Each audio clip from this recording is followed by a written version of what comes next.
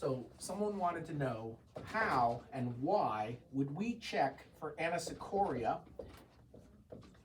and RAPD. So anisocoria, an means not, iso means same, coria means pupil. So anisocoria means the two pupils are different sizes. And RAPD is a relative afferent pupillary defect. It's a defect in the pupil pathway, but on the afferent side, relative to the fellow eye.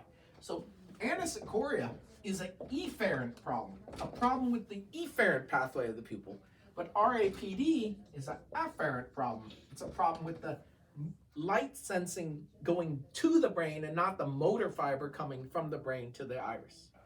And so when we have anisocoria, a big pupil and a small pupil, if this pupil has an efferent damage from like a third nerve palsy, or it's pharmacologically dilated because of drops, or the iris is damaged because they had trauma or surgery, and you can't rely on the light reaction in this pupil to measure the afferent system, we can use the fellow eye to determine whether there's an RAPD in the eye with the efferent problem. And that's because when you shine the light in either eye, both pupils actually constrict.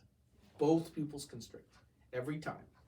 If you have an RAPD, you swing the light from the left eye to the right eye. Normally, both pupils would constrict, but this patient's right pupil has the afferent and efferent problem. It's dilated and fixed. And therefore, when we swing the light from the left to the right, we're going to be looking for pupil dilation in the left eye to tell us that there's an RAPD in the right eye.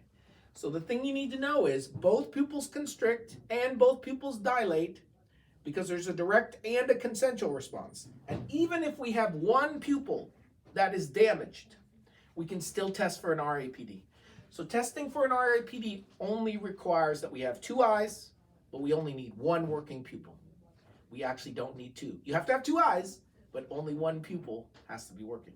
And the reason it's important is if we see an RAPD, an afferent defect, and an efferent defect, that usually means the problem is in the orbital apex because you have both an afferent and an efferent problem.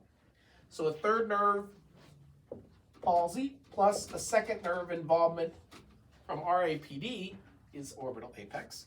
Or if it's the small pupil, we don't need the reverse testing here. We'll just see the RAPD in the small pupil. And so that would be like a Horner syndrome plus an RAPD. So normally you would pick imaging the orbit here, but you need to do the head as well because the two pathways do overlap intracranially as well.